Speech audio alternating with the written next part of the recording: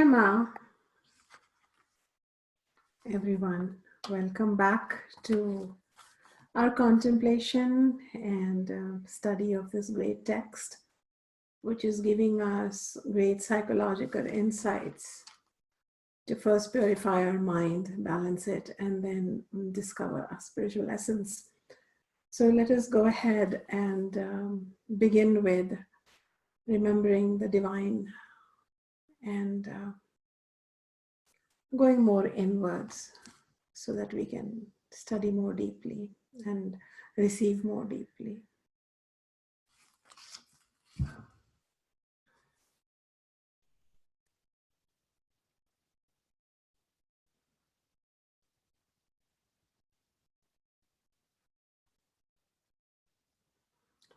Om Narayana Samarambham Vyasa Shankara Madhyamam Asmadacharya Paryantam Vande Guru Paramparam. I'm feeling deeply grateful for the parampara, the tradition that passes on great knowledge to the deserving seeker and helps us get a grip on our life and change our consciousness. Om Parthaya Pratibodhitam Bhagavata Narayena Swayam Vyasena Gratitam Purar Munina Madhye Mahabharatam Advaita Vedanta Bhagavatim Ashtadashadhyayanim Amba Tvamanusandadhami Bhagavata Bhavatveshani. Om Krishnam Vande Jagadguru. I realize that my microphone is a little far away from me, so you might have had some difficulty hearing, but I will pull it up closer. Excuse me. Wonderful. So we have been studying in chapter 2. We had, in the beginning, we started with understanding what is the true self. Your true self is Nitya, it is eternal, it is Sakshi, it is always a witness. And we studied how it is not the body and it is not the mind. But from Jnana Yoga, we went into Karma Yoga.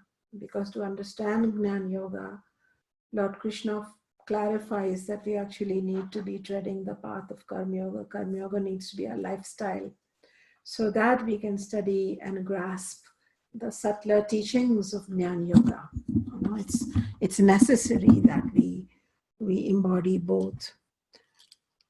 And then now we are in the last section of chapter 2, which talks about Sthita Prajna. Prajna means knowledge or wisdom. Sthita means that which has become stable. It's no longer a question mark. In my last satsang, we talked about circuit break, how we have knowledge, but then we forget, like there's a break in the circuit. And every time we forget, we become disempowered and we behave in a delusory manner. We sabotage our own growth, inner growth, and we also regret some of our actions. But this circuit break happens only so long as our knowledge is not firm. So sthita means firm, and prajna or pragya means that which is worth knowing and it has become firm. And what is worth knowing? What is worth knowing is Atma Asmi. I am Atma. I am Atma, which means I am that which is boundless. I may have a body and mind which appear like they are bounding me, but my ultimate essence is boundless. And a constant, and that knowledge while operating in the world, you might be a dad, a mom, an uncle, a brother, an acharya, a teacher, a doctor, a carpenter, a nurse, a prostitute, a singer, a dancer, whatever be your profession. If you remember Atmasmi, I'm Atma, it changes the paradigm. But this knowledge, we study for so many years and we remember it on Thursday from 7 p.m. to 8:30 p.m. And then we forget until the 2 Thursdays later, 7:30 to 8:30 p.m., 7:30 to 9 p.m. So we want to make this knowledge stable. So first, Lord Krishna talks about what are the lakshanas, what are the signs and symptoms of a person of stable knowledge, the Jnana Purusha, the Sthita Purusha. Because that really helps, because how does that person think? And we went over it last time in verse 56, 55, and 56. Because Arjuna, the student, had asked questions like, how does a person of knowledge talk? How do they walk? How do they sit? He was looking for very physical signature of a knowledgeable person, and probably we were expecting Lord Krishna to answer like, they sit in Padmasana, lotus pose. And oh yeah, they wear malas, real big beads. And they have hair tied on top of their head. And they sit on a tiger skin, and then they have wisdom. But Lord did not give any such physical markers. In fact, he said, just regular people. But their thinking is different. And their thinking is the one that is Atmanevaha Atmanatushtaha. They might be dependent on the society for physical things, like oranges are grown by farmers, so they depend on farmers for oranges, but they don't depend on psychologically on the society. If there are oranges, they are happy. If there are no oranges, they are happy. So the first sign is that they're always self-pleased. They're psychological. They don't lean upon the world for their happiness. They might go and join a social function or event and be happy and enjoy a joke. But again, they're not dependent upon it for their happiness. So they are self-pleased. They know that Atma, I am Purna. I'm complete in myself.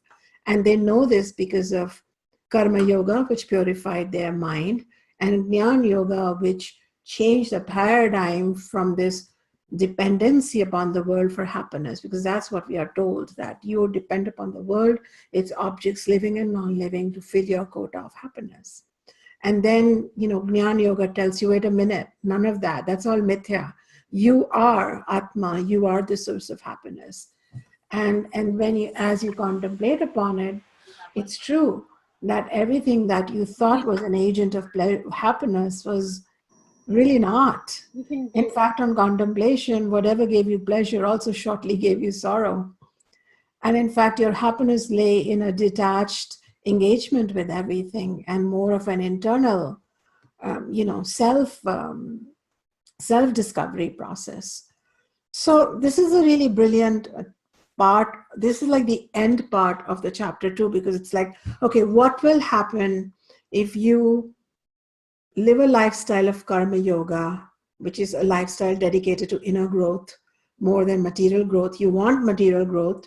There are chances of having great material growth with karma yoga, but your life won't fall apart if you don't have material growth, because you put dharma and moksha or inner growth as a more important priority. So when you make karma yoga as an important part of your lifestyle, a lot of existential angst settles down. Afterwards, you are continuing to listen to who are you? You are the Atma, you are the self from the teacher. And this goes in and it becomes your emotional reality, not just intellectual words. Then what will happen? Then gradually your knowledge will become stable, and you shall find that despite difficult circumstances, despite oranges coming in your life or being taken away from your life, or being tempted and not being given to you, or somebody calling you an orange head, no matter what happens, It's not going to shatter you. You're going to be normal. You're not going to be a zombie. You're going to say, yeah, that doesn't feel good that I don't have the orange when I want to eat it. But it's not, you understand orange. It means like the object of desire, not just an orange, not just a cutie, but, you know, a real object that you're like salivating for, because your happiness lives in that boyfriend, that job, that promotion, that house, that whatever. When you don't get it, you're still going to be okay, because not because you said sour grapes, oh, I'll just make do with what I have. No, because then that's just, you know, a cold, fatalistic agreement with a pathetic life. But it comes from understanding where these things become of lesser importance, because you've connected with an inner ananda, atma ananda, over the Vishaya Ananda, the objects. So this is one thing that we studied. And we also looked at how, you know, the mental manogata, those desires, which are like worms in the mind, you know, constant. One gets fulfilled, 1,000 more are bred. They all kind of calm down. So there's a lot of space. There's a lot of calmness. So that's for sure. There's equipoise, you know. So now let's look at, so this was, you know, I'm not going to go over all the details. You'll have to review by yourself verses 56 and 57. I recommend you do. I mean, in fact, I would even recommend memorizing them. It's so important. So they really give you a clue as to how you're doing. We also talked about how as your pragya or as your knowledge gets slowly more stabilized, doesn't happen overnight, but it gets more stabilized. That means it's more accessible to you. So you don't forget, you don't have temporary insanity, you don't start, you know, because every time you have temporary insanity and emotional disturbance, your, you know, Vedanta assimilation of the past year becomes zero, you know, you have to start from again, scratch. So the goal is that you become, your mental disturbances are of lesser frequency, lesser intensity, and your recovery periods from shocks, good or bad, you know, positive or negative, or surprises is quicker, and you remain in a more equipoise state. And I don't think I need to tell you that equipoise state is a very alert, very creative, very spontaneous, very beautiful, and very intelligent state of mind. It's not a zombie state of mind. But, you know, outer circumstances and inner rising thoughts don't have the capacity to hijack your consciousness and take it down, you know, a rabbit hole. It doesn't, that no longer happens. So, dukkeshvanu dignamanaha sukheshu vigatspraha vitaraga bhaya krodha sthi sitadhira muniruchyate. This is verse 56, which we have already gone over, in which we talked about how a person who has a sthita prajna, or a stable, so the wisdom has become stabilized, is not, they don't get so shook up when they experience dukkha or sorrow, and nor do they get greedy and demanding and entitled and a bit swollen-headed, you know, spriha, when they experience happiness. So because, you know what, happiness breeds greed, you know, and sorrow breeds victimhood, and so they don't get carried away in all that. And in fact, they become free of this triangle between attachments, raga. When attachments are not met, it leads to bhaya, or insecurity. And then insecurity leads to anger. So vita, raga, bhaya, krodha. Vita means freedom. They become free of it, and they become muni. Muni is another word of sadhu or rishi or sage or monk or yogi. They become muni. They become like a sage-like consciousness.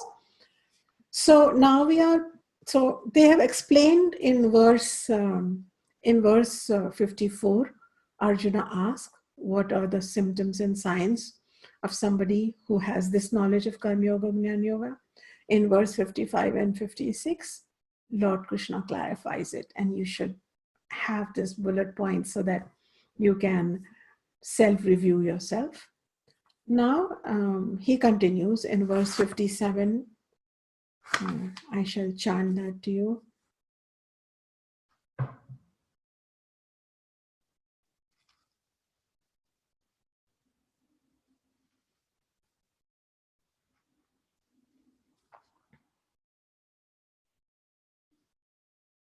ya sarvatranabhisnehaha tat tat prapya shubhashubham nabhinandati natveshti tasya pragya pratishtita.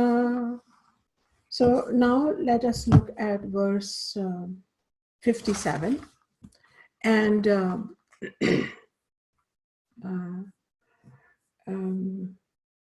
understand how Lord Krishna is continuing to talk and how he takes it forward from there. So he says that the word is anabhi sneha. Okay, the word sneha means oil in Ayurveda, oil. And sneha also means attachment or affection or glue. Glue. Isn't it interesting that love and glue and attachment and oil have one word in Sanskrit, sneha. Okay. So it's we can consider it in a positive sense, though here it is being used in a more negative sense. And here it is saying that the person who has now understood and stabilized karma yoga lifestyle and jnana yoga, that person becomes, the word in Sanskrit is sarvatra anabhisneha, which means is globally unattached. Sarvatra means globally unattached. It's not like, unattached or detached or engaged in a very balanced way. You can say unattached is better, because by default we just get attached. Whatever we look at, whatever our senses fall upon, we attach and we ascribe meaning to it, positive or negative, and we're attached. But verse 57 is saying is that the person with sthita prajna, or balanced knowledge or firm knowledge, is globally unattached everywhere, with everything, with everyone. So this is a person who's more of a, that's why I always joke in my other classes about being like in my family, it's a joke that I'm more of a consultant in the family. Consultants have been known to not have any loyalty to any one company. They just come and go. So my husband teases me that I'm more of a consultant in the family while he's the employee. I take it as a compliment, I'm not dependent upon the 401k of the family, I lead my own life. So they're universally unattached. Similarly, I'm not attached to Govinda or Mangala or Aparna. I mean, they may think I am, and they may think that, oh, she talks to me more, or she cares for me, or she did this for me. So I'm not. I have the same experience with everyone. That's how I have been working towards it. It is just my experience. Then there was a time when I used to be very attached. So I'm not sure if I'm globally unattached, but that's my desire to be globally unattached. So I'm not saying I'm there or I'm not there. I'm just saying that's our desire. That's how we want to move towards it. So they are not, stuck. They don't get hooked, and caught up and, stuck to any one person, situation, object. When I was like that, it was hard, and I just had to unglue myself all the time. So this is how I use this knowledge. Like, okay, if that's how I have to be. So it's just such a great list of, people make such, grandiose things about, okay, I'm spiritual, so what do? I meditate 20 hours a day. But then when I get up out from my meditation, I might still be attached to my meditation seat. Like, I have to meditate in this corner of the room. People get really, attached to their sofa, their seat, their teacher, their friends, everything.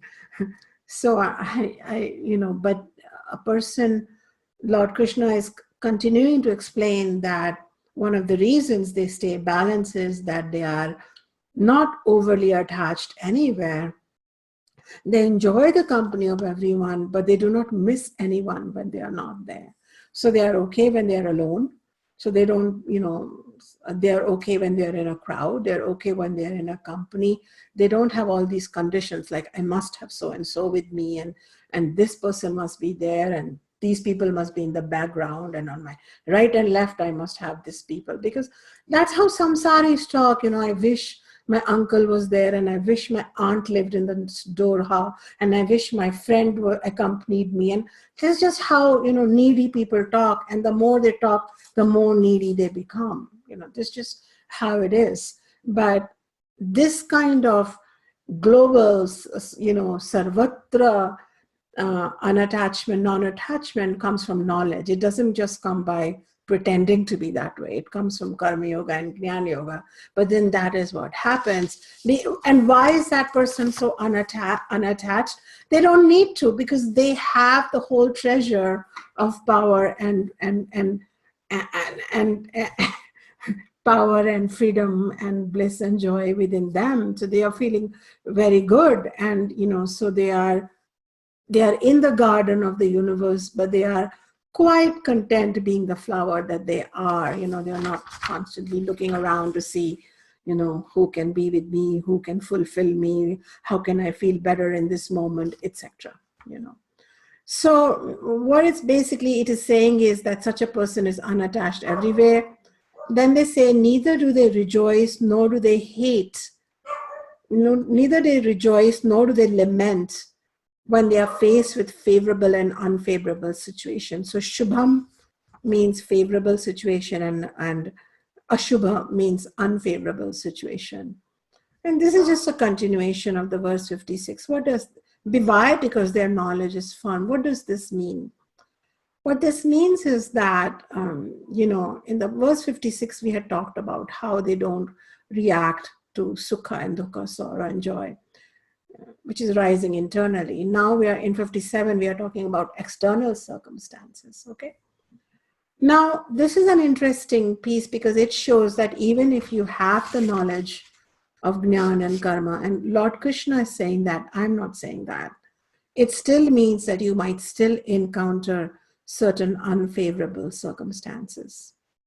So this, I think, should put to rest some of the wild promises out there of everything being fixed by a certain spiritual mantra or a certain spiritual journey, or by the blessings of a certain spiritual teacher. That's not what Lord Krishna is purporting. What he's saying is that despite our knowledge being firm, favorable and unfavorable circumstances may come our way. Why unfavorable? Because of what kind of karma? If you remember, prarabdha karma. Prarabdha karma is because in the past lifetime or in the years prior to achieving full knowledge, the person may have committed certain karmas and has got locked into a certain fruit of the karma, which may be unfavorable, which may be more unfavorable as in difficult circumstances. So therefore, one is free to initiate karma action. But as you know, by the law of karma, which we have discussed, one is obliged to bear the fruit of it. From that, we have no control. So therefore, most sadhus and munis and rishis, they also suffer some kind of prarabdha karma from some random lifetime, or which has become activated in this lifetime. So there's no sidestepping it. Only the way we respond to it, we won't create agami or future karma as a result. So some difficult circumstance will come. So what is one thing I wanted to clear was that what is Lord Krishna saying? Is he saying, because sometimes students misunderstand and they say, okay, they will neither rejoice in a favorable circumstance, nor will they lament in a non-favorable one, or nor will they hate a non-favorable circumstance. Does it mean they will just bow their head and be spiritual, or have a stiff spiritual upper lip, or what's going to happen here? Are they just going to be meekly putting up. No, I don't think Vedanta anywhere has said, and I'm just repeating it because in my other class I'm talking to you about non-violence and violence. It's the other topic we are discussing on ahimsa. But again, Vedanta has nowhere said that you have to put up with unfavorable situations or improper behavior or circumstances in a meek way. Okay. In fact, the entire Bhagavad Gita is being spoken by Lord Krishna, beckoning Arjuna to fight for injustice and adharma. Of course, after discerning if there's a real battle or is it imagined. That's one thing for us. So that's one, discernment, viveka. Number two, once you have discerned that, yeah, this is my fight, then you do what you have to do. See, the thing is that I wanted to make very clear that in any situation, dear Siddharthas, you have three types of responses. You have three options, three cards open for you. The first one is impulsive action. And you'll say, no, I'm not impulsive. But believe me, when we have not honed and culled a practice of discernment, pausing, thinking, reflecting, re-questioning, revisiting our thoughts, 99% of our behavior is impulsive. It's gut felt, it's emotional, it's driven by emotions, thoughts, etc., and bits and pieces of knowledge that you are picking from a book, a satsang, etc. So it's still somewhat reactive, okay? And in a reactive mode, there is almost, there is no, there tends to be a speed involved in it, and there is a very clear conviction, and there is less tendency to flip cards to see or wait and see if I still feel this way or if this is what it is. So it's an impulsive reaction, okay? And definitely the entire Vedanta system is trying to tell you not to do that because it's going to hurt you and you might create karmas that you regret down the road, okay?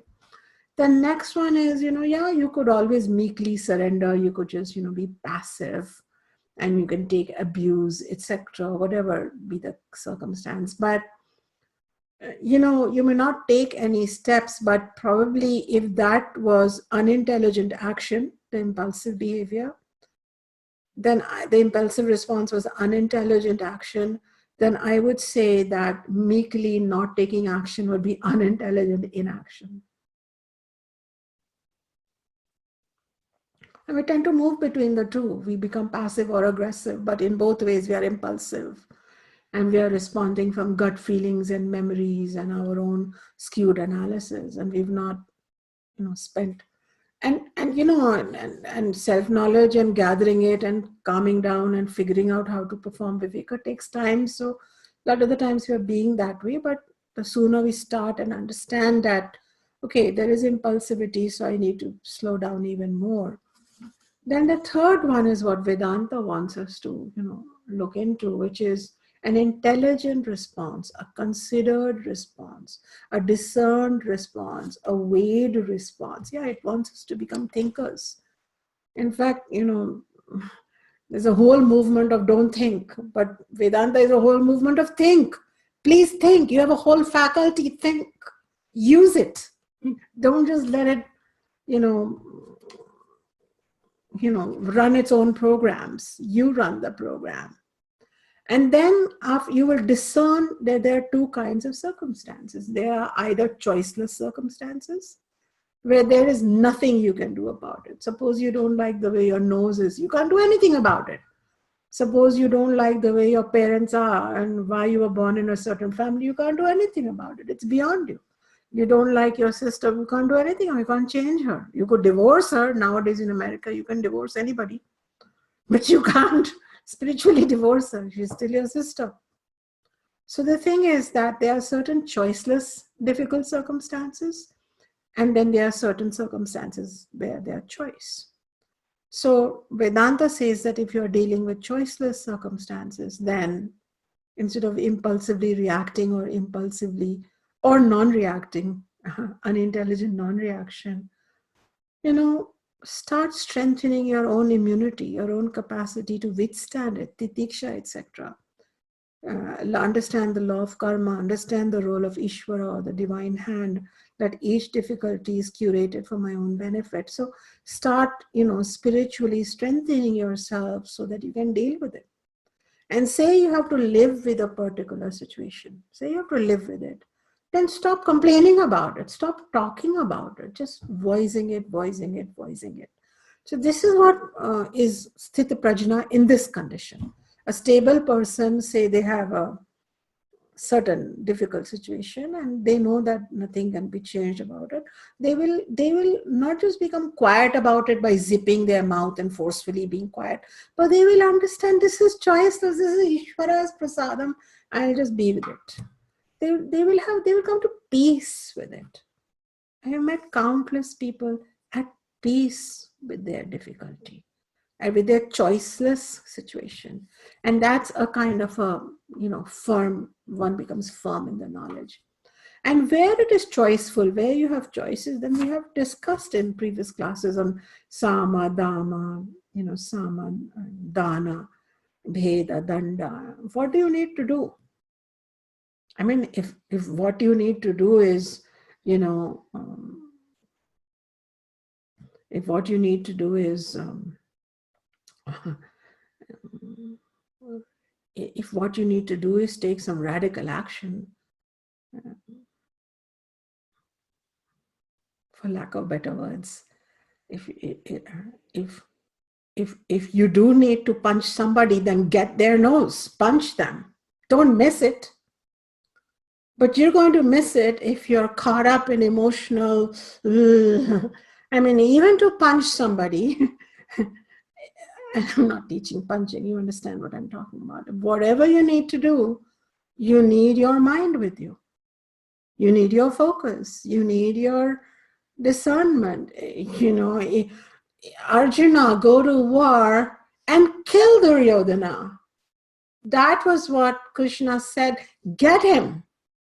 And if your grandfather and your teacher, who you love, have joined them, too bad, collateral damage. This is going to be victory. You better make sure it happens. And to make sure you happen, you better be in a state of samatvam, where you are cognizant, discerning, poised. Because whether it is a physical war, a psychological war, or a spiritual war against your own ego, you need your wits around you. You need to have sthita prajna, stable wisdom. So nowhere is Vedanta preaching us to be, this is amazing. This is not religious indoctrination. This is the most empowering scripture in the world in my humble capacity.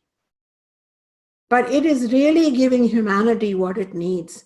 And it's telling us that if you're going to get attached, like Arjuna had become attached to the presence of his grandfather and his teacher in the opposite army, it's like, oh no, my beloved family members are in the opposite camp. Now I'm just going to run away and retire to the forest. Isn't that what we do? Oh no, I need to speak up and talk to so-and-so, but I don't know what I do. But the thing is that we need to understand that for discernment, there are many layers of discernment. It doesn't happen like this. It doesn't happen like, oh yeah, I should speak my truth. That's my discernment, so blah, blah, blah, blah, blah. Oh yeah, I should express my anger, so blah, blah, blah, blah, blah. It's not just this one quick mantra, and I remember this one piece of knowledge, and now I'm acting upon it. Discernment takes time, and that's why we have 700 verses to go, and we're doing okay. We've almost completed 100, so 600 more. Hang in there. So I hope this helps you. It's a little digression, but when they were saying that is unattached everywhere, is because they are not having this one attached way of behaving, engaging, responding, reacting, and wanting things to go a certain way. That's how attached behavior is. And knowing the ego, it always wants to be gratified. It always wants to be upheld. That's just how it is. But the reality is that sometimes the good, sometimes the bad is happening to us. So, and so they do not, so these people remain somewhat of discerning, in a discerning mode of mind, not by effort, but through clear understanding. It's their natural form. So when this starts happening to you, you shall know that your knowledge, tasya prajna pratishtita, your knowledge has become firm. You shall find that it actually happens that you are neither reactive, you're neither impulsive, you're neither hiding, you're just right there like a holy warrior, calm, equipoised, with all the knowledge clear to you, and you deduce what should be your action. Should it be a friendly action, sama? Should it be a negotiating act? Should it be a gifting action, dana? Should it be a splitting action, bheda? Should it be a proactive, destructive action, danda? So it becomes clear to you. So now I shall go to verse 58. Excuse me, I think I dropped a paper. 1 second.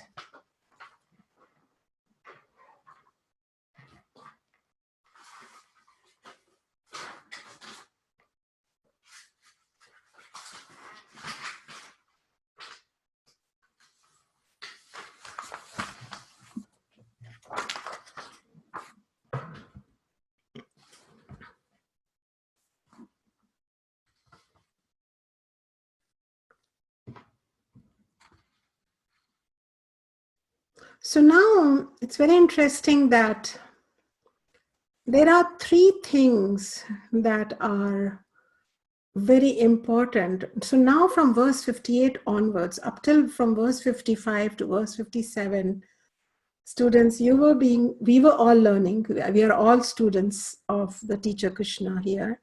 We were all learning through Arjuna. What are the signs of how does a person with sthita prajna or firm knowledge operate, behave, respond? Now, verse 58 onwards, Lord Krishna starts teaching us the method. Whole Bhagavad Gita is a method of how to be a person with, stable knowledge of karma and jnana yoga. But it starts teaching us 3-pronged method, which is very interesting, of how to, it's teaching it to Gurukul students how to become a sthita prajna. What should you be doing? So this 3-pronged process includes sensory discipline, which will come up in verse 58, 59, 60, and 61. Then mental discipline, and then nididhyasanam. So all 3 things will be taught. So this 3-pronged process. So first, the science of what it means to have a stable knowledge, and now how to stabilize your knowledge. If you're receiving knowledge, say you are all students of Bhagavad Gita, you're all coming to my other regular satsangs also, you're also listening to my videos, you're reading my blogs, etc. But if you want to maximize this knowledge, what should you be doing, students, so that it becomes stabilized more? So listen up, yeah? So the next 4 are going to be verses. This is pretty much what I'll be able to discuss today, are verses on how to hone in your senses, okay? So are you ready? Are you excited? Let me see your hands. All right. So let's see. Yada samharate chayam kurmo gnaniva sarvashaha indriyani indriyarthabhyaha tasya pragya pratishtita. So in verse 58, he's saying that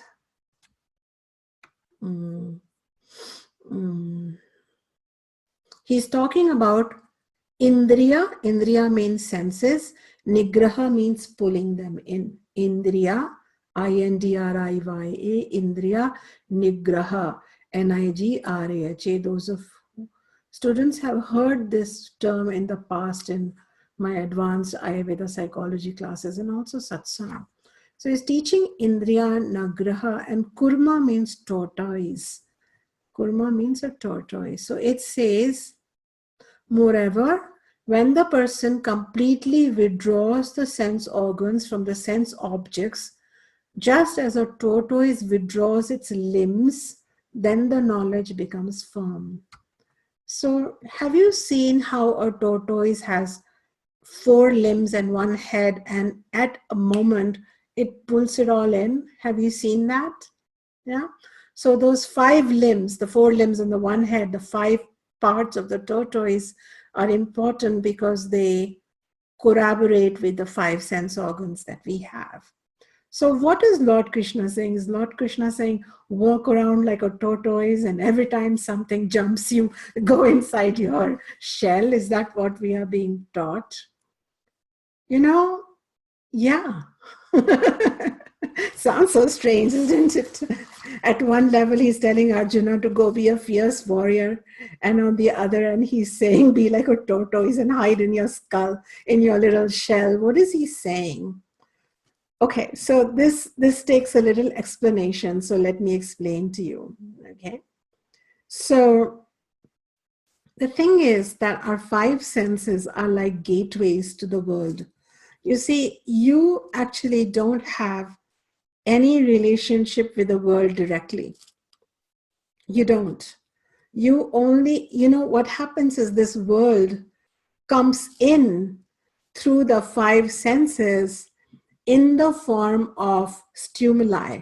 There are all these separate stimuli that come in, which are in the form of touch stimuli called sparsha, taste stimuli called rasa, smell stimuli called gandha, sound stimuli called shabda. So rasa, gandha, rupa, shabda, sparsha, these 5 types of stimuli, they are gate crashing. The world is gate crashing and entering your being. That's what's happening. Especially during the time you are assimilating Vedantic knowledge, you're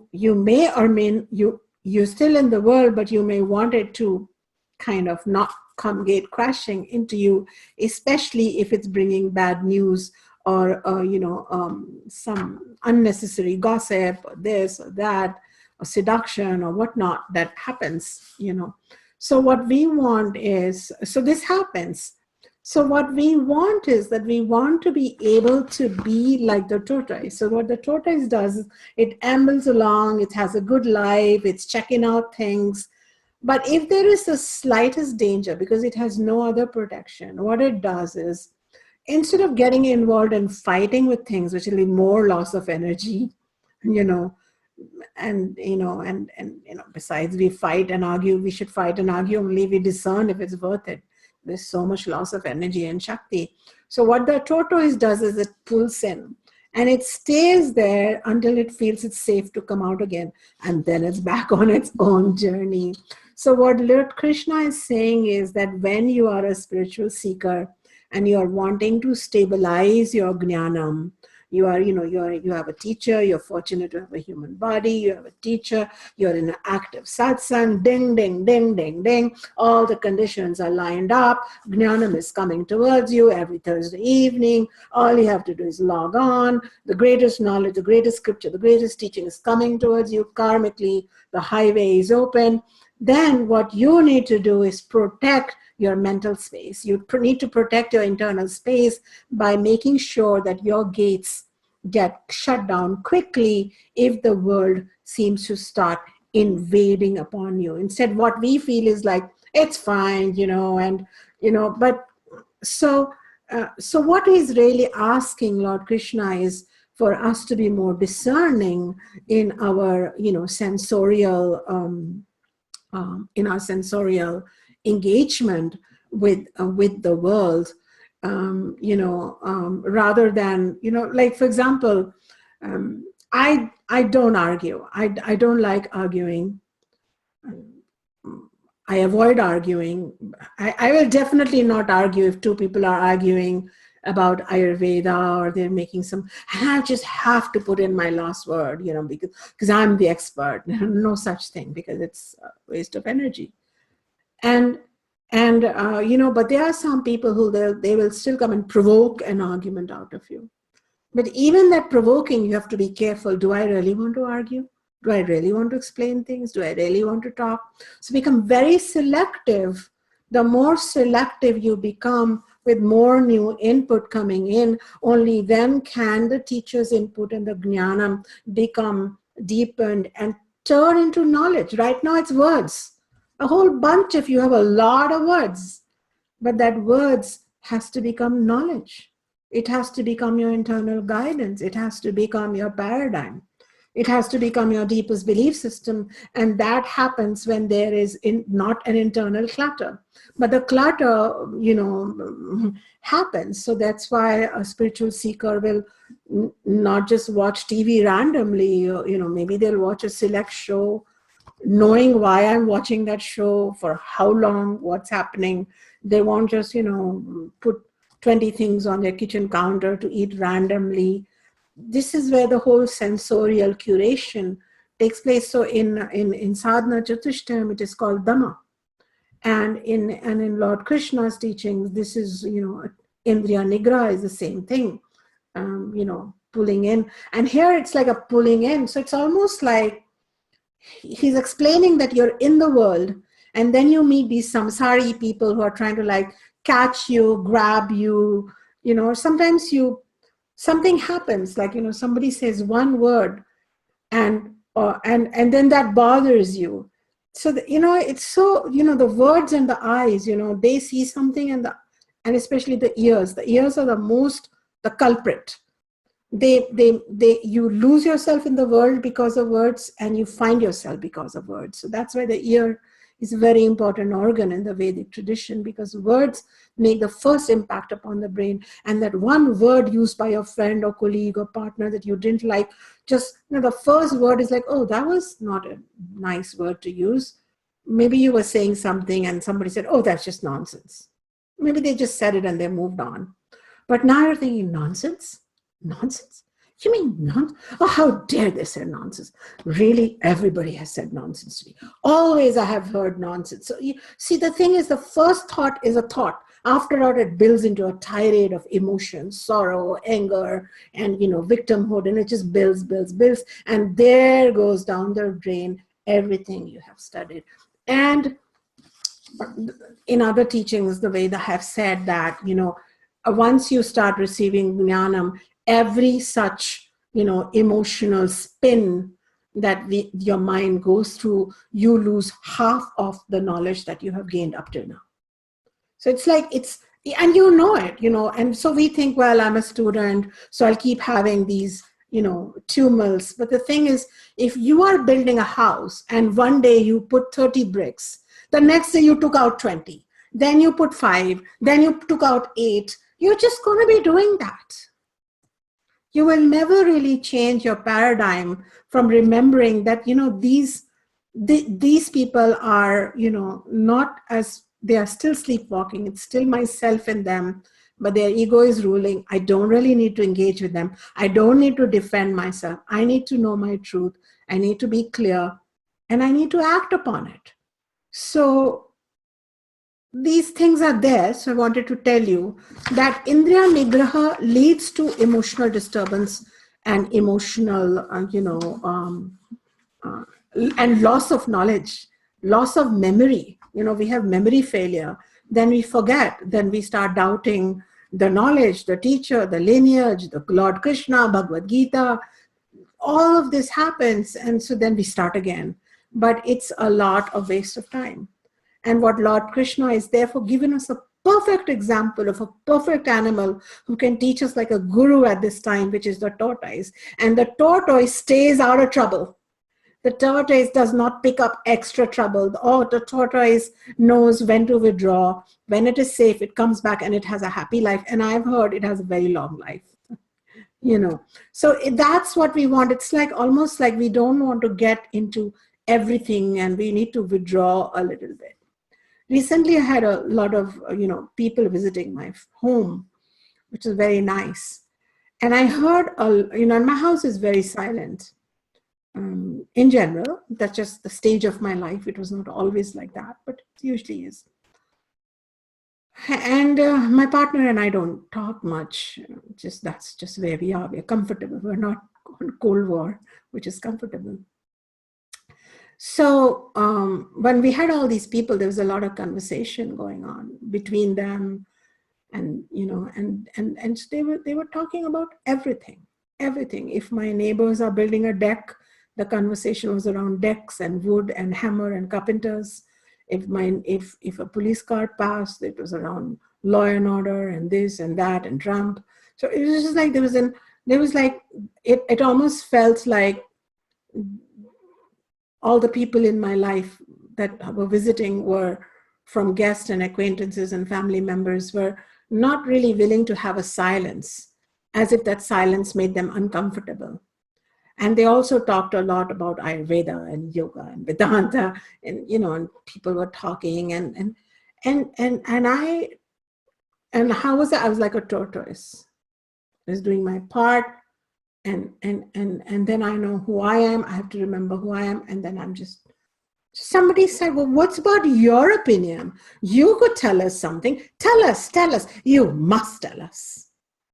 That's when I said, I have no opinion. I only share my opinion on a stage. So then they all laughed and all.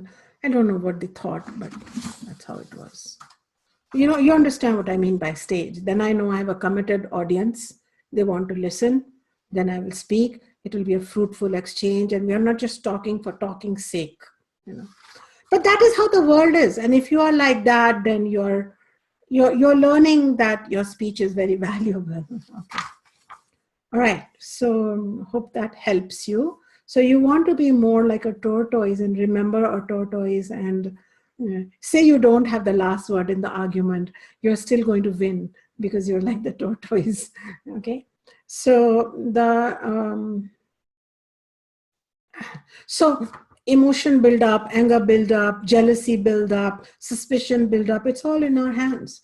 We can refuse that buildup of thinking by by really protecting our senses and purifying them, so that we are not so constantly challenged. Okay. So senses are the doorway to the mind, so the senses need to be helped. Similarly, if if we don't watch what we eat, if we don't look at any or all the five senses, what music are we listening? What podcasts are we listening? How much of the newscast do we listen to? Are we addicted to certain kinds of, news channels or whatever? Then that will fill our consciousness. Okay. Now the next one is Yatato hyapi kaunteya purushasya vipaschitaha indriyani pramadhini haranti prasabham manaha. So in a verse, I missed one, so I need to go back to verse 59. It says, Vishaya vinivartante niraharasya dehinaha rasavarjam rasopyapsya pyasya param drishtva nivartate. Let me chant again.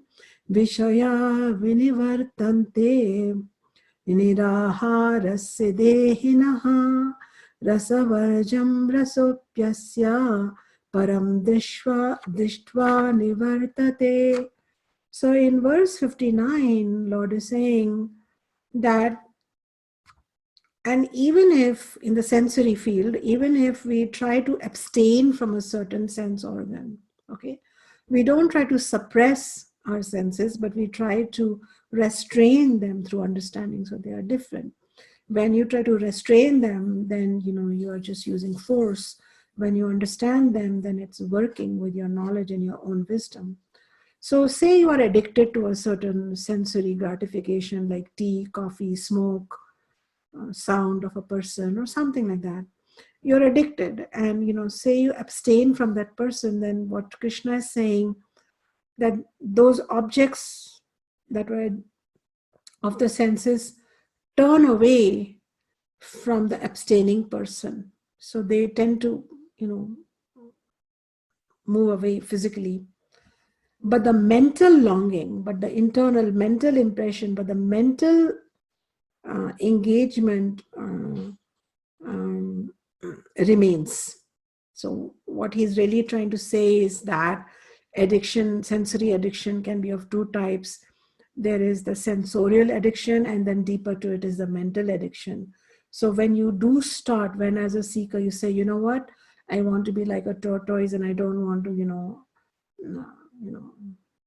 engage my senses in things that don't support me and my spiritual journey, you might move away from something like the tea or coffee, smoke, marijuana, whatever. But that longing in the mind may still remain. The mind may fantasize, might give you dreams, it might give you cravings. That's what he's saying. 5,000 years ago, he's talking about addiction. So it lingers, he's saying. Rasa means that fancy, that desire remains within you, but then he reassures, but then when you begin finding happiness or joy in, by contemplating upon self and God, then even that longing fades away. Okay, so now let me explain this. So he's teaching how to have sensory control. In the first one, he said, first, prevention is better than cures. First, prevention is be like a tortoise. Say you're walking through Macy's or, I don't know, Nordstrom, or what is it? Going through a restaurant with a buffet, eat all you want. Go in like a tortoise. That's better, So it's a preventive one. In the second one, he's talking about how to detach from what is already there. So in this, he's trying to tell us that, look, he agrees. So in this one, this is an interesting shloka, because in this he agrees that, look, it's not that easy. Even if you try to move away from something mentally, it will keep calling you, If it has gone that deep, then it will keep calling you. It will not just immediately go away. So it won't be that easy. But it's also saying that that doesn't mean that you're going to give up. You'll have to stay alert. One, don't get guilty if the mental craving continues. Don't get guilty. Don't be ashamed. That's the process. First, physical separation from the object, and then mental separation, because it's a deeper association, deeper attachment. Number two, therefore, all the more reason to be alert. That's what you have to do. Okay. And then he says, in the last line, he says, besides, now that you are, not being so following your senses all the time, you will find that you are, that jnanam, that karma yoga and the jnanam is now settling in and becoming vijnanam, becoming your own knowledge. And what is your true nature? Your knowledge is what? You are bliss. You are ananda. So you will experience more and more ananda without needing that extra cup of chai. You will feel ananda without needing to have your friend next to you to make you feel whole and important. You will, etc., etc. So then what will happen is your inner ananda or atma ananda will replace your object ananda or vishaya ananda. Object is known as vishaya. So you will experience this joy, and then when this joy starts coming in, what will happen is that addictions or sensorial needs will themselves fade away, rather than having to cut them as you connect. In another shloka in Karma Yoga, we had studied about, if you have a whole lake, you don't need a bucket of water. So if you have so much fulfillment and completion from within you through letting the jnanam work in you, then your addictions will fade away. Has anybody felt that somehow, that your inner presence allowed you to have less dependence on outer objects, sensory objects? Anyone? Okay, that's nice. Okay. So now let me go to verse 60 and then 61, and then we'll just do a general talk. Yatato hyapikanteya purushasya vipaschitaha indriyani pramadhini haranti prasabham manaha. So in this he is again acknowledging that, these sense organs are very powerful, They forcibly carry away the mind of even a wise man who is striving to control them. So in this, they are again, telling you. So they use the word pramathini, indriyani pramathini. So they have, Lord Krishna has compared the five sense organs to five churning rods. Have you seen how we make takra or you whip cake batter? Have you seen that churner? Buttermilk churner. Have you seen that? That is known as matha. And so these five sense organs are doing a churning of your mind constantly. Churn, churn, churn, churn, churn, churn. Just imagine five churners going on in your mind all the time. That is why they are able to disturb us, especially, like I said, sounds. Birds are able to disturb us. You can't, and what they do, manaha haranti. They kidnap our mind, they kidnap our peace, they kidnap our focus, and haranti, they just go away with it, they take it away. And so say you were listening to this satsang, very nicely for 1-2 hours, you're feeling really good, and everything was going well. And then, your partner or somebody made a comment about your teacher or something, and you didn't like it. And now all gone. Now 2 hours of the teacher satsang gone with 2 minutes of your partner saying something non-complimentary. Like that. So we have to understand that, oh, my sense organ, if you think about, if you break it down, if you go behind the word, it was really just sound.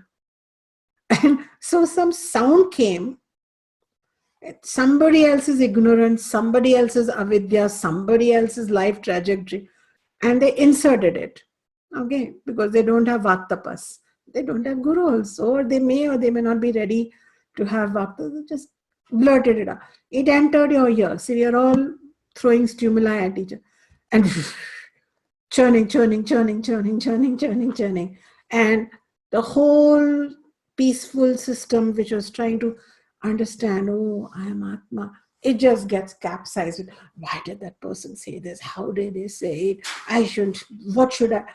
So I agree that sometimes we have to hear and take action, but a lot of the times we are just, like open source for stimuli to enter. So we should be more like the tortoise.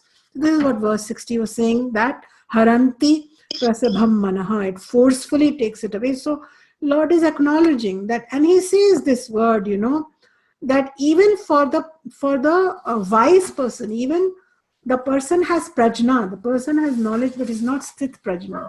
You may be wise, but you might still get kidnapped by your own sense organs. They carry away the mind. So you would think the mind is the master and the sense organs are like the dog that they are walking. But is the dog, have you seen dogs walk their master?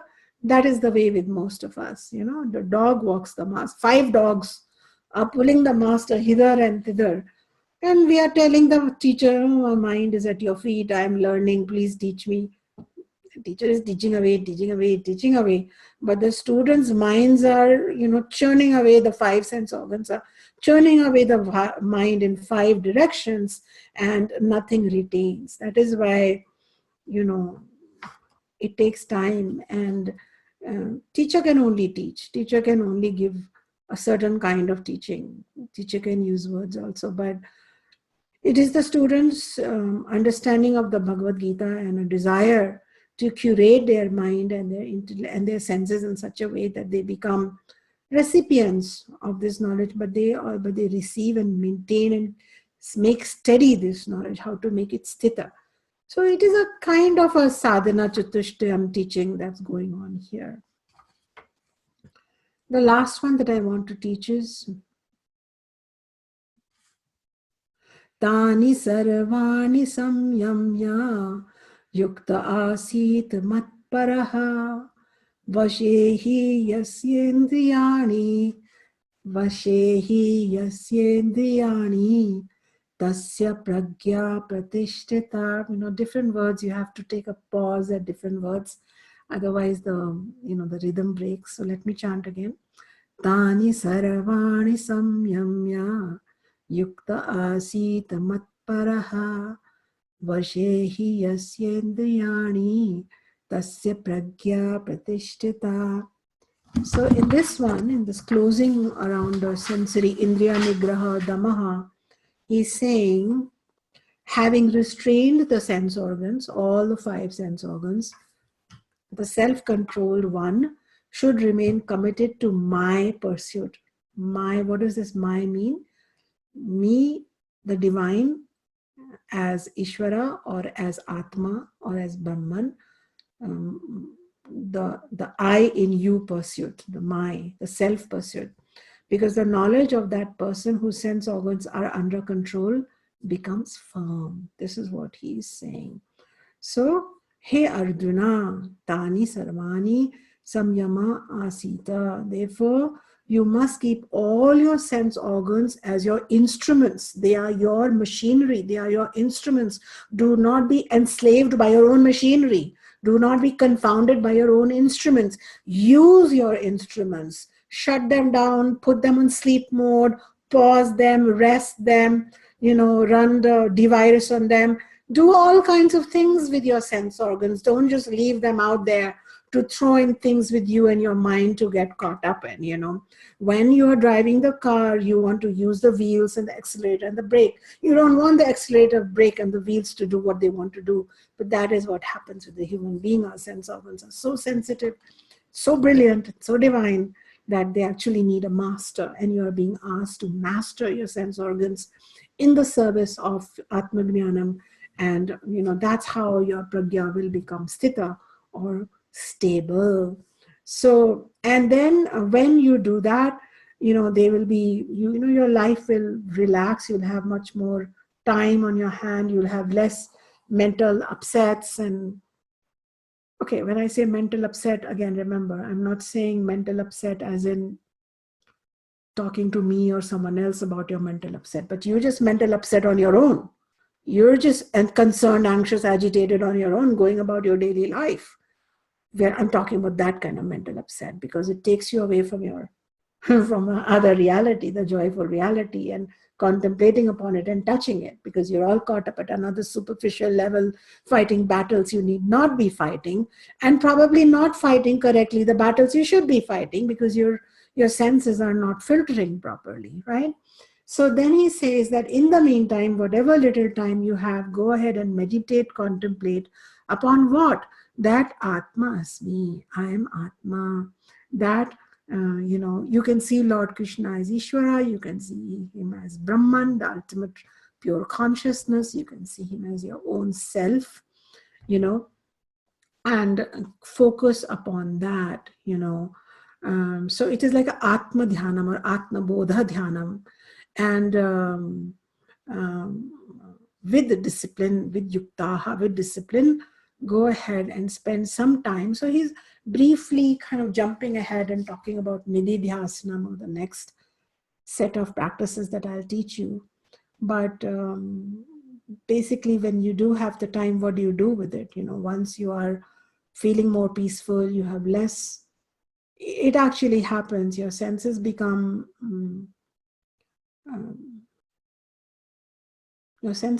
pure. They don't get rattled quickly. They don't engage quickly.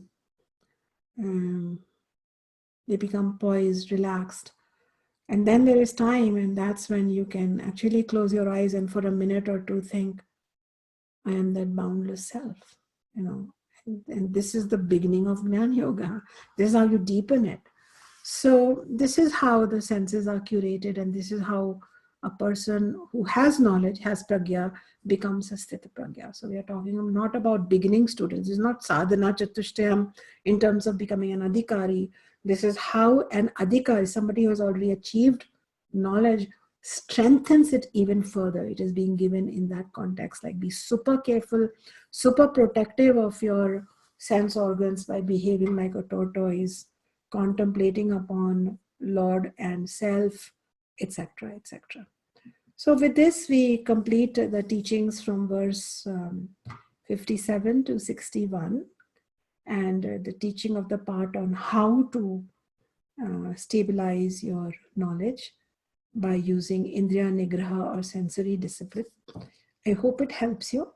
And now I'm happy to open this for questions on this or previous topics that have been covered.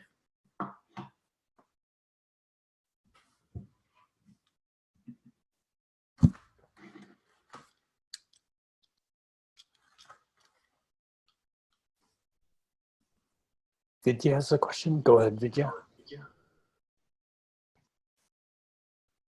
Jai Ma Shunya ji. This is more of a clarification question. I find myself in situations as described in verse 59 where I'm trying to pull away from the sensory pleasures, but I do find my mind is engaged in them because sometimes they'll come up in dreams or in other ways. So what I'm learning here is that if such a thing is happening, I have to replace those thoughts with knowledge that is coming from the Shastras. Like I have to do some kind of thought replacement to strengthen my jnana. Is that correct, Shunyiji? Yeah, forcibly pulling away your sense organs will be like suppression. Yeah.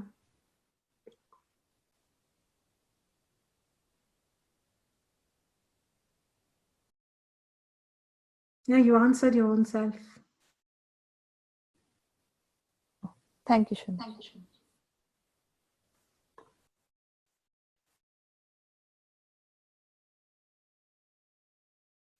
Come on, any other question?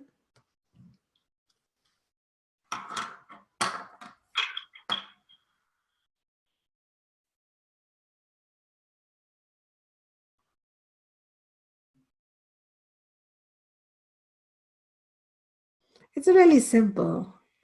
You're trying to be a karma yogi and a jnana yogi.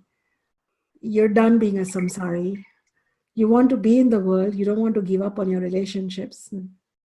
You just want to be a little more elite with how you use your sense organs. Simple. Makes sense. He's reiterating it. But this is a great time for all of you if you've been, talking too much, listening too much, tasting too much. Calm down. Shunyiji, Chandra has a question. Chandra? Jai Ma, Shunyiji. So, no, I have the answer inside of me. But how I have a very small house and I have two little children that pull me in different directions, and I have my husband who likes to unwind in his own way when the kids are finally asleep, and I feel like a lot of the times I just want a quiet house or ways to unwind that connects me to the teachings and stuff. But our house, like I said, is very small, so my husband likes to watch TV, and there's not really anywhere for me to go. I don't know. I guess I'm wondering, and then that creates more, unrest with me, with him, wanting him to change his ways so that I can connect the things that I need to connect to. I guess, am I just making kind of like excuses? Like, am I making excuses to keep me away from connecting to those things and just letting, be more compassionate to the other people in my house to do what they need to do?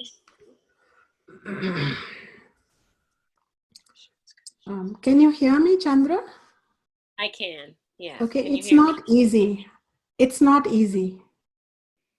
Your life is not easy. And we go back to the other shloka on choiceless and choiceful situations.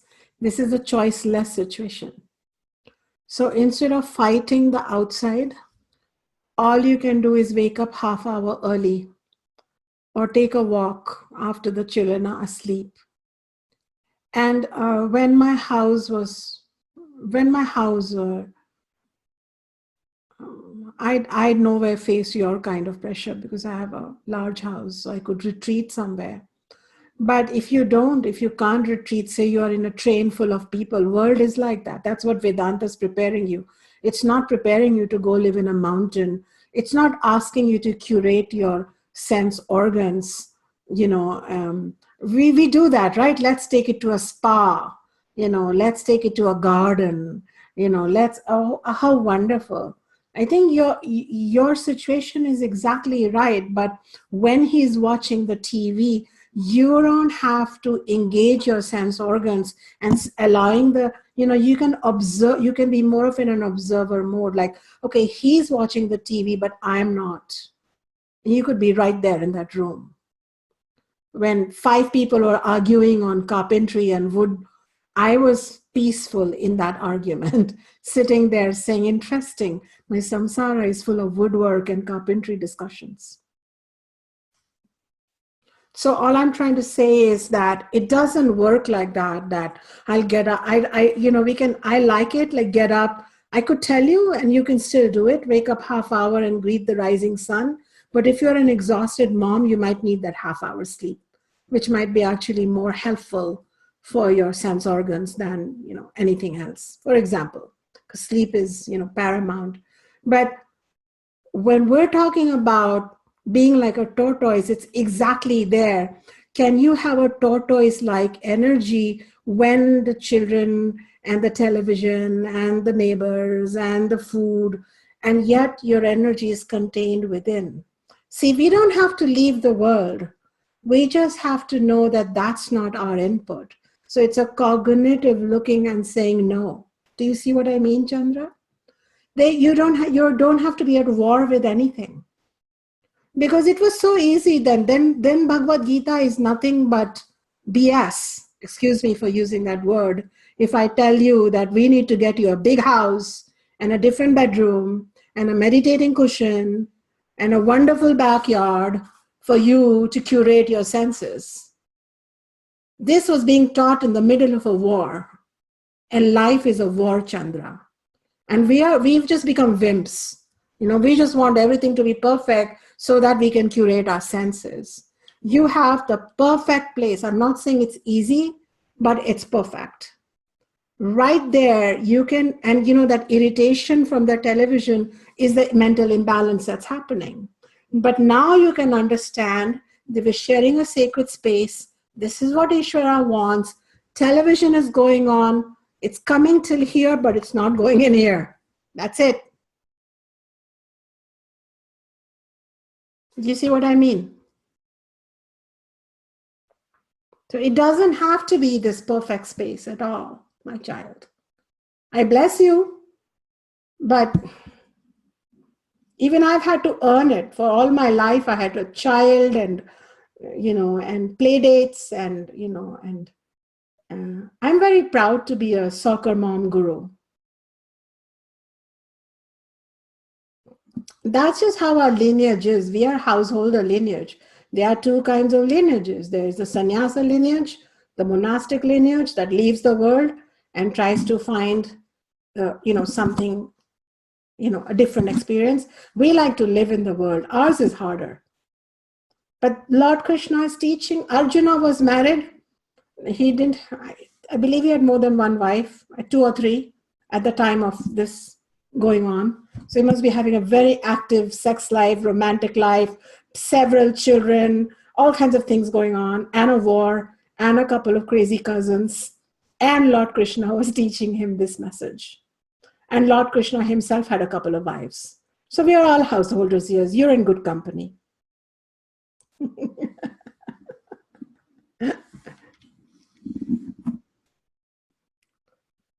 in the middle of this chaos, pull in your senses and let them put a straw in your soul. Enjoy your own rasa. How's that? Thank you. And don't, and that constant, like, the TV should not be there is then a big obstacle. Otherwise, let it be there. Let it be there. Question? Shunyati, Janya, and Kiran both said they also have similar environments. Chris Lee says that was profound and deep. And Mangala says, I feel like I've been experiencing this with home and work, and it feels that it has everything to do with how quiet I am able to become within myself in the beginning of the morning. That changes my relationship with how I interact with the outside world. I feel I naturally respond from a deeper and more watchful place these days.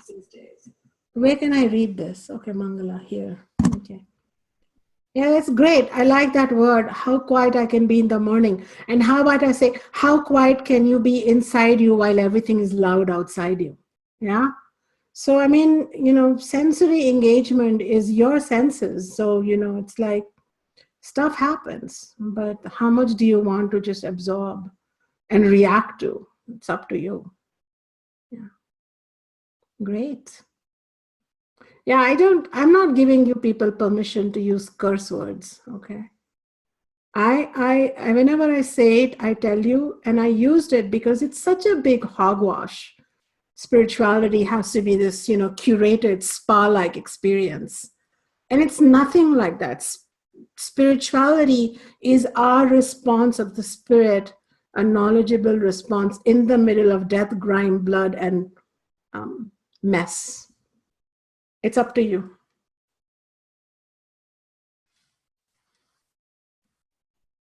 Okay, next. Who is next in the... It is a sadhana hotbed, somebody said. Kiran said. I like it. Yeah. Yes. Nidhi? Okay.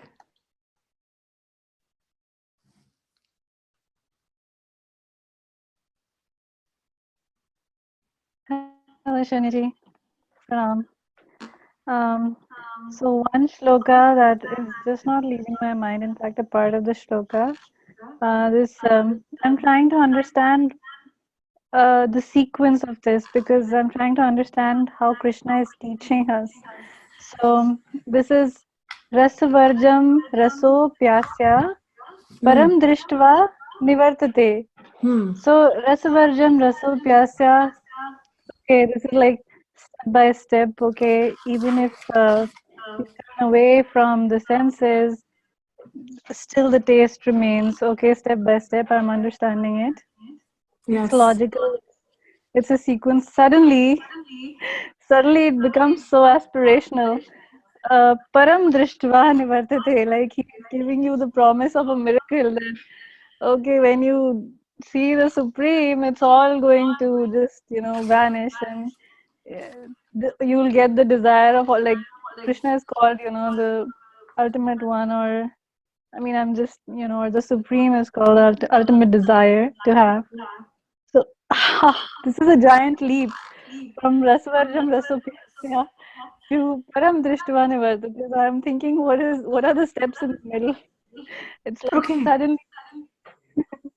Right? Yeah, I'm glad you caught on that. It is a giant step, but anybody who's had any foray with psychology or addiction, or they will understand that it is said that sometimes you can get over an addiction by developing a greater addiction, or right. So because addiction is something that, after all, the root cause of addiction is the desire to be happy.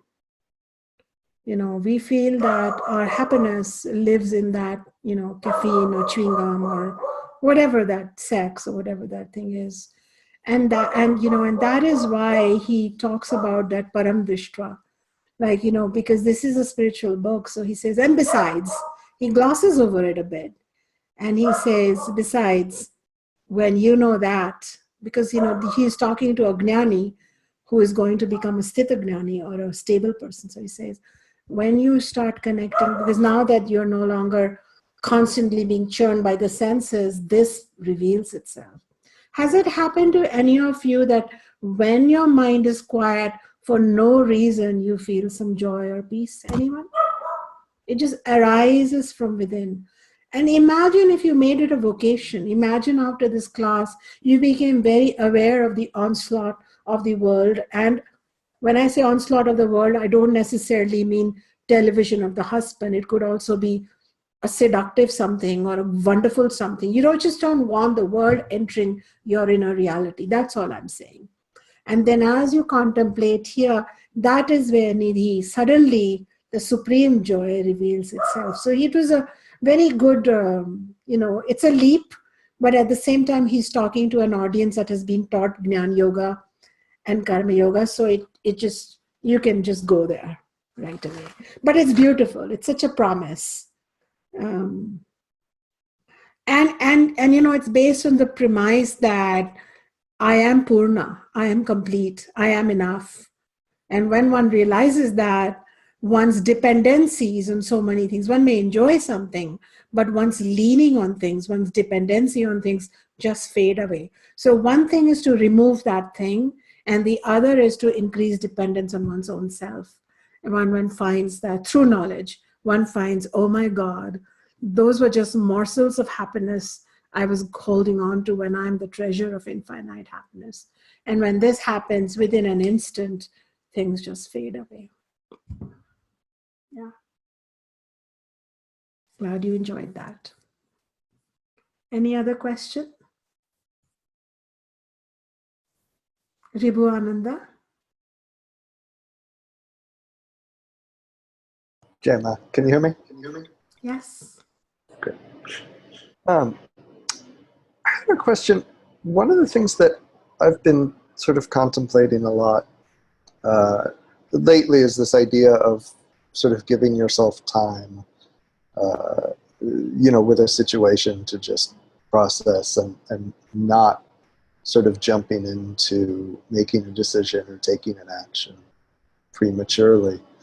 And I wanted to ask if you had any thoughts on when to know if that is becoming this sort of passive reaction, when that may morph into sort of just an unintelligent inaction, as you said, called it earlier, or what the relationship between those two might be, if that makes sense.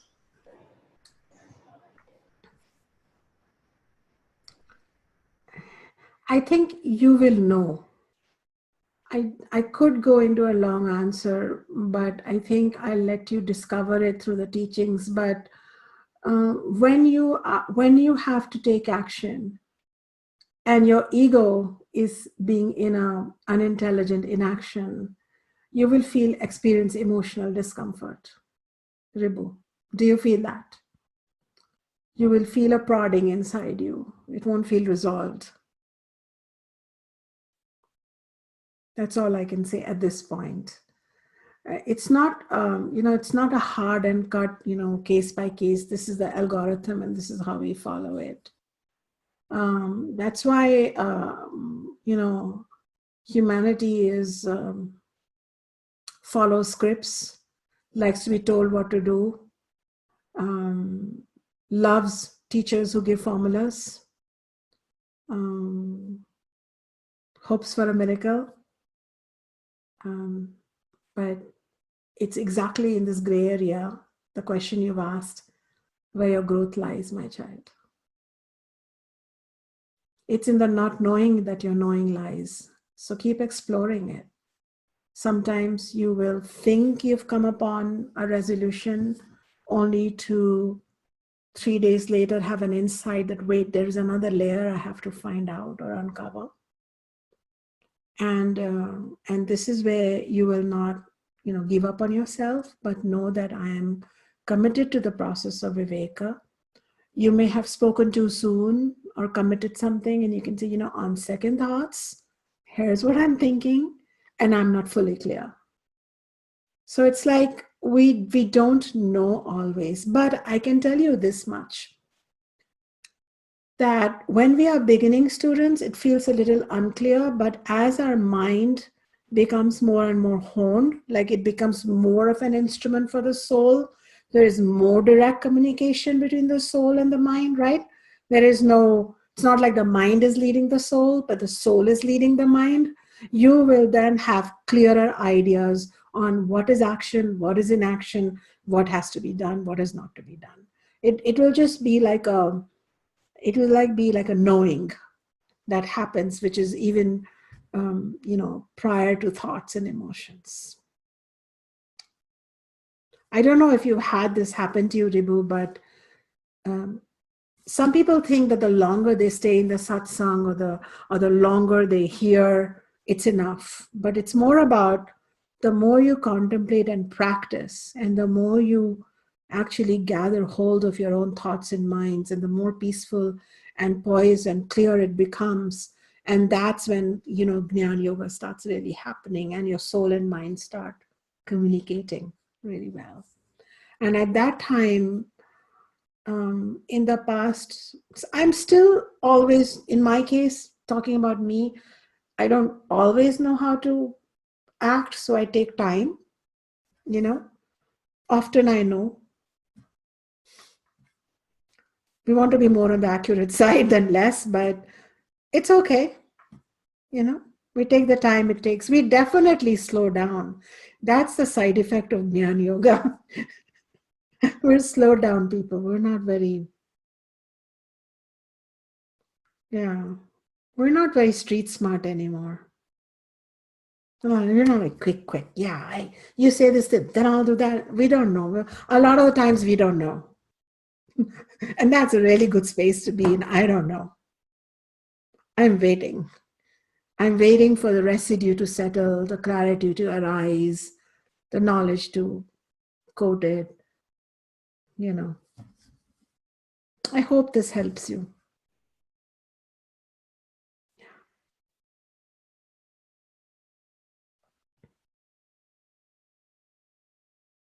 Arjuna has a question. Jay Ma. I had to join late because of work, but I've heard a good part of what you've been talking about. And my question pertains to a situation that I'm now in with being called into a family to work with a high school kid who's very, very anxious and quite depressed. And the parents don't really want to look at that. And it's very difficult for the kid because they're basically telling her, you shouldn't be this way because you're a good kid, you're smart, you're good looking, but she's very anxious and she's very depressed. And this is just beginning, but I can see a bit what's happening, that I want to find a way to share with them what I'm observing, but they can't make it to a meeting, they have this come up, they have that come up. And my question really has to do with the kind of clarity that I am experiencing more and more that has to be conveyed to these parents in some way because their child is really suffering. So what I'm saying to you is I'm in an environment where I am really much more clear than I've ever been about what's going on, about and calmer about the immediacy of it, where before I would feel very urgent, but now I feel like, okay, now how do I negotiate in this environment where they think they can just throw money at me with the kid and somehow I'm going to fix it, when it really is an issue of them and their child in part. Okay, so I didn't understand your question, Deva. Well, my question is that, on one hand, we're learning to come to a greater quiet clarity in ourselves that's not connected with outcome, that's not connected with sensory enjoyment. But when our work is involved with other people who push that away because of their difficulty in dealing with truth, how do I operate in that environment, being called to do what I'm supposed to do, which is to work with their child? Well, you do what you have to do, but you don't Yeah. have to be attached to the outcome still, because you can be attached all you want. You can put a gun to your head and say, I'll shoot myself if you don't listen to me. And you could do that. They still won't listen to you. So all you and I can do, in the same with me, I can be invested as a teacher 100%, but I can be 100% disinvested too, because I want to have global detachment as a state of my mind. See, you have to remember, if you remember that there is a greater power than you, Arjuna, that there is an Ishvara, and that there is an Atman, the one common self, then there is a lesser degree of control and attachment, and so then you do your part, as in speaking your truth boldly, because you're detached, telling them what you can and what you cannot do, what conditions you agree to and what you don't agree to, what will support that child or not, report to an authority if you need to. See, you'll be totally free to act when you are detached. And when you're detached, you'll be powerful too in speaking the truth. They might actually listen to you because you're powerful, but they still might not, because that's their prarabdha, to stay caught up, looped, suffer, whatever, And so that we cannot control. There is a larger spiritual, divine, karmic housekeeping going on. So actually, you are free to act, and you're free to invest, but attachment and control are optional. And actually, we speculate that we have control, or if we'll say something or do something, somehow we'll change the outcome. Outcome is still out of our hands. I don't know if that helps, Arjuna, but I feel like I'm 100% invested as a teacher, but I'm 100% at the same time an independent operator. And I know that, beyond me, there is your own self, Arjuna, that's leading you. It has brought you so far to me. It might need to take you to another teacher. It might need to take you to, someplace else. It might need you to, you are an independent power too. So I can do my part 100%. That's it. I'm not going to do 101%. I don't know if that helps. Sounds really cold-blooded, but I think it's rational. What do you think, Arjun? I don't think it's cold-blooded or no, it's like just perfect, because it's really helping me to be stronger and clearer without pushing anything. This is what this is what I'm here to do. You take it, you leave it. This is what I'm here to do. And in fact, when you speak to them, because you're free, because you're in no bondage to please them, to be this, to do that, you'll just serve the highest truth for that child, for you, for Atma, for God. And my God, in the karmic book, you get your signature in.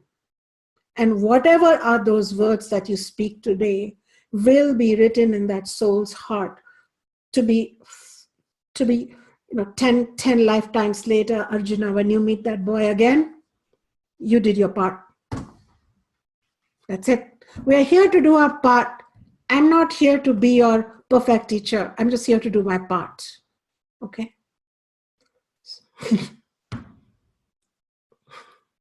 Manju has a question.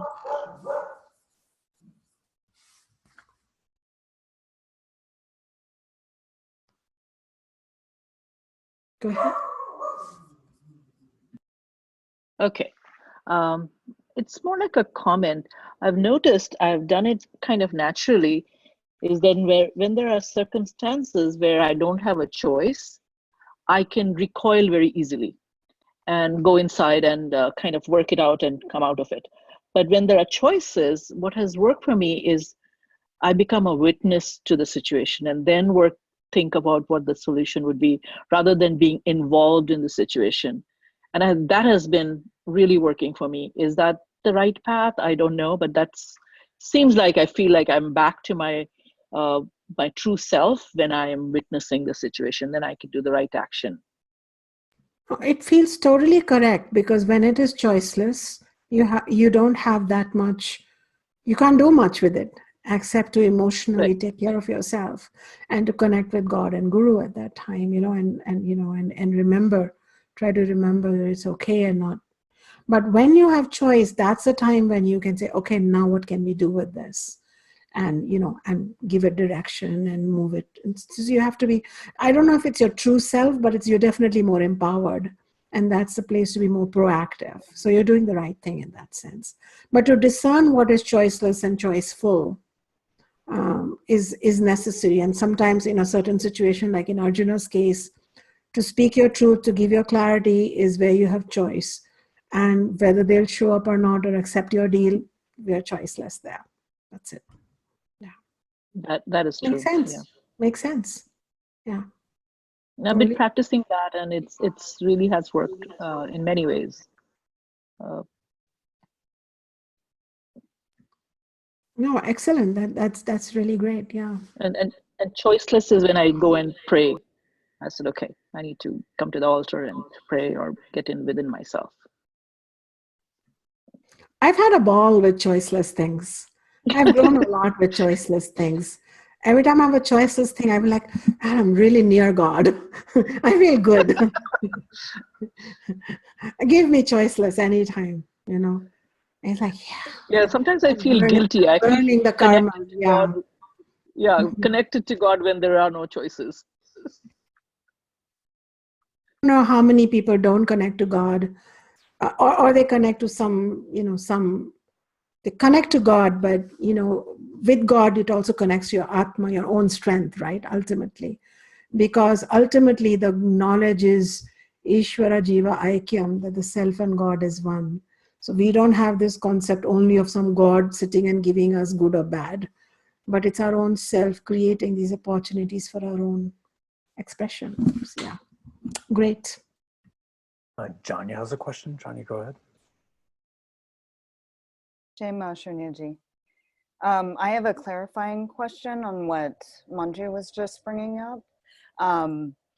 I see there's choices in terms of or that experience of choicelessness in terms of how external situations, like I don't know. I don't have a choice to be in the role that I'm at work, or if I have to discipline somebody, let's say, because that's my role. And then I think my question is, isn't it a choice of how we deal with that external, quote unquote, choiceless situation?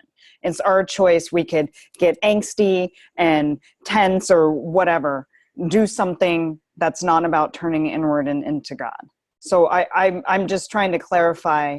I feel like we're always in choice. It's the choice that we're deciding to make and how we're using it. Yes, you're correct. Circumstances can be choiceless or choiceful, but internally we always have a choice how to respond, Devi.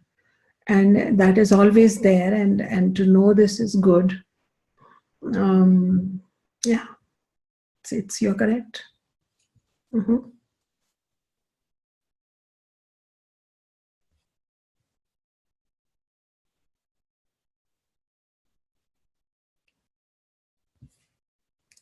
So I repeatedly heard something, and you people kept saying it. You kept using the word sense pleasures. Stay away from sense pleasures. I never used that word. Nobody is asking you to stay away from sense pleasures. Please pleasure yourselves. Please enjoy all the pleasures in the world. This is not some sad little class which is telling you to stay away from pleasures.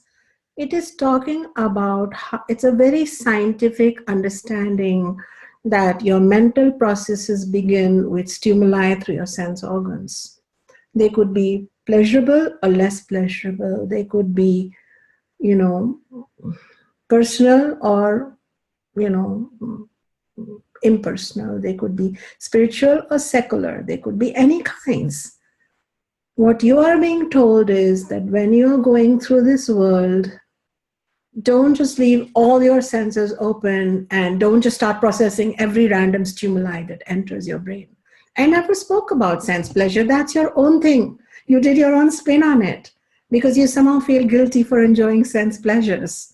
So every one of you, please remember the class on Purushartha. Kama Purushartha, or pleasure for pleasure's sake, is one of the goals of the Vedas. Within a sandwich of dharma and moksha, dharma means it should be ethical, and moksha means don't get addicted to it because you're enough. Enjoy it. So I never said sense pleasures. I just wanted to clarify that. Indriya Nigraha or even Shama Dhamma has nothing to do with no sense pleasures. It's just saying have it within, please, enjoy your pleasures, have a pleasurable life, give pleasure, have pleasure. Yeah. So I hope you don't mind, but we need to be very subtle in our understanding, and sometimes this is the good thing about a dialogue, because then the teacher can pick your words. More than one student use the word sense pleasure, so because we are used to it somehow. But the Veda has never condemned sense pleasure. Veda only condemns unconsciousness. That's all. See, even if you want to get drunk once in a lifetime, at least you should tell your friend, okay, I'm going to get drunk for the next 4 hours and hold all my calls. I'm very conscious about it. I'm not going. And then just get drunk. I'm just saying, you know, life is full of all kinds of experiences. Enjoy everything. Just don't hurt anybody. Don't get yourself hurt. Don't create crazy karmas you will regret. And don't do anything to your brain and mind and consciousness that all your knowledge goes down the drain. You know, I'm not saying to get drunk. I'm just saying life gets you drunk on many things. You just want to make sure that's the drink you ordered. That's all.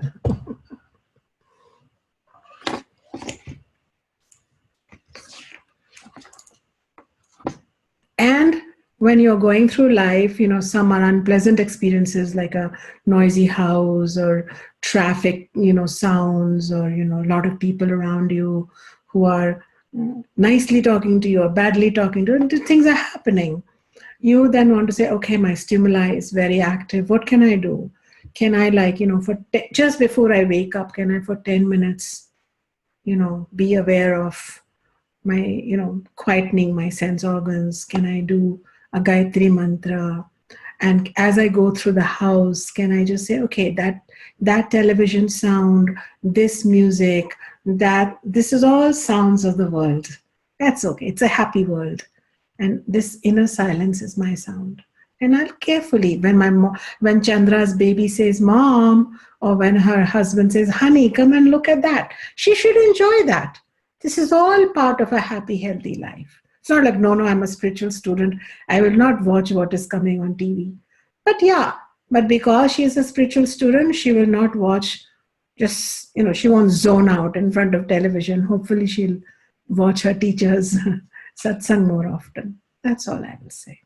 Does this balance things out a little bit so that we're not trying to become something other than who we are in a normal sense. We're just understanding that we have this equipment and we should be aware of it, not just, yeah. All right, so just few more minutes. If somebody had a burning comment or were feeling excited about a piece of the knowledge, they could share and we could all enjoy with them.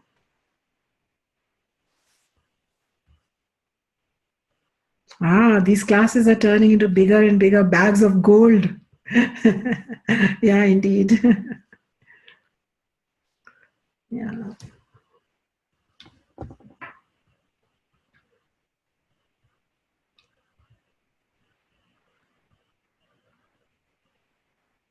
I think a study of Bhagavad Gita makes us really value ourselves, value our life opportunity.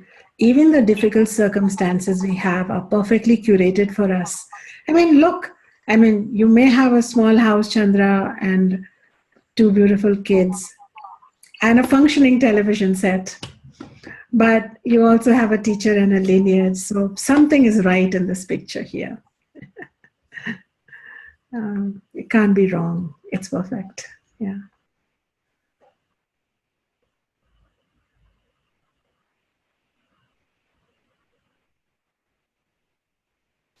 So we shall call it a night. Good night, everyone.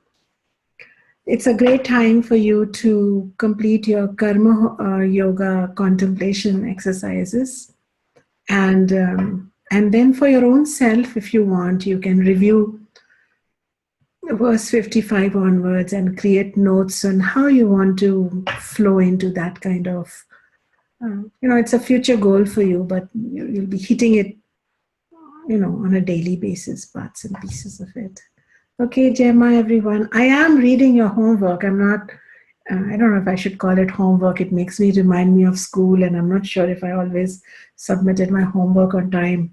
So, Aparna, what should we call it? I'll leave you to find another name for it. But I think it's something you want to do, If you don't really want to do, don't do it. But if you want to do it, it's another way. It's a mananam. It's a way to come close to the knowledge.